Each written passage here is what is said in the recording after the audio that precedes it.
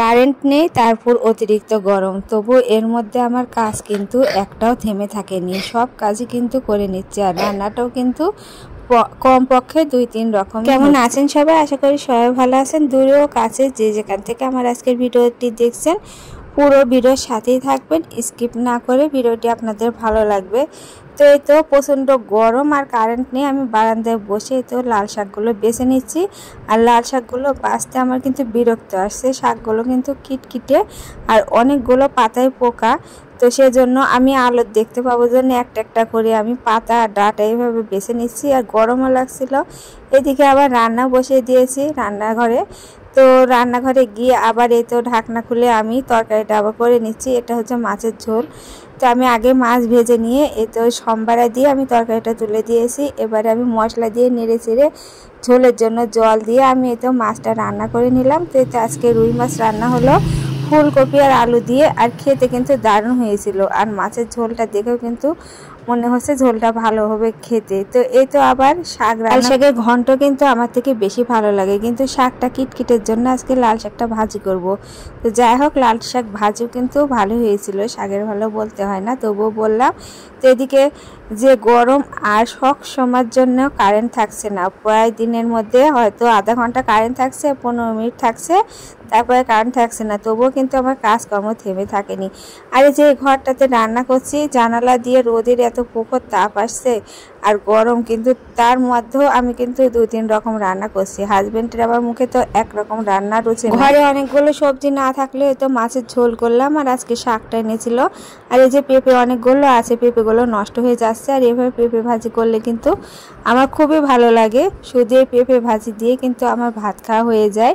আর সাথে যদি এই যে পেঁপে ভাজার মধ্যে একটু শুকনো মরিচ দিই, আর শুকনো মরিচ দিয়ে একটু চ্যাটকাই ভাত মাখাইনি কিন্তু আমার থেকে খুব ভালো লাগে।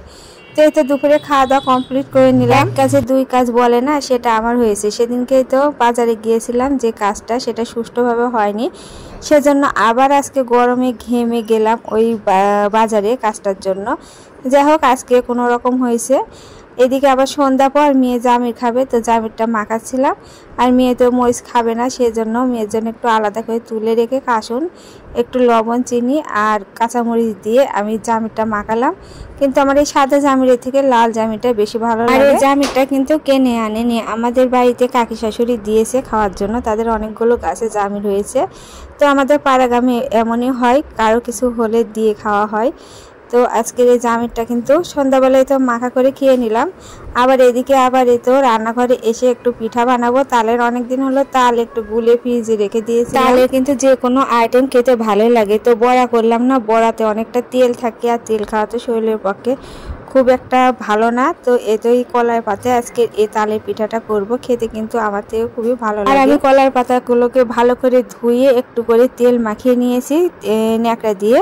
আর এভাবে এই তো তালের পিঠাগুলো করছি। এই পিঠাগুলো কিন্তু একটুকু তেল থাকে না, আর খেতেও ভালো, আর শরীরের পক্ষে আমার মনে হয় খুবই ভালো। কিসের জন্য বলছি, এই যে কলা পাতায় খেতে কিন্তু অনেকটা শরীরের অসুখ দূর হয়, সেজন্য আমি ভাবছি এই কলা পাতা পুড়িয়ে যে পিঠাগুলো কিন্তু বানিয়ে আমি একে একে এভাবে তাড়াতে সেঁকে নিচ্ছি। আর খুব একটা কিন্তু বেশি সময় লাগে না, অল্প কিছুক্ষণ এভাবে 2 পিঠ সেঁকে নিলে হয়ে যায়। কিন্তু পাতাটা একবারে পুরা লাগবে, তাহলে পিঠাটা কিন্তু পারফেক্ট হবে, আর উপরে একটু লাল লালও হবে, মানে পাতাটা তোলার পর। যাই হোক, সব পিঠাগুলো কিন্তু আমার ভাজা হয়ে গেছে।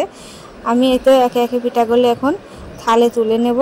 তো আমার আজকে ভিডিওটি ভালো লাগলে আমার ইউটিউব চ্যানেলটিকে সাবস্ক্রাইব করে রাখবেন, আর যারা ফেসবুক থেকে দেখছেন লাইক এবং ফলো করে দেবেন। আর এই তো আমি সব পিঠাগুলো কিন্তু একে একে তুলে নিচ্ছি। আর এই পিঠাগুলো কিন্তু খেতে খুবই ভালো লাগলো, আর একটু কলাটা বেশি দিলে আরও বেশি ভালো হয়।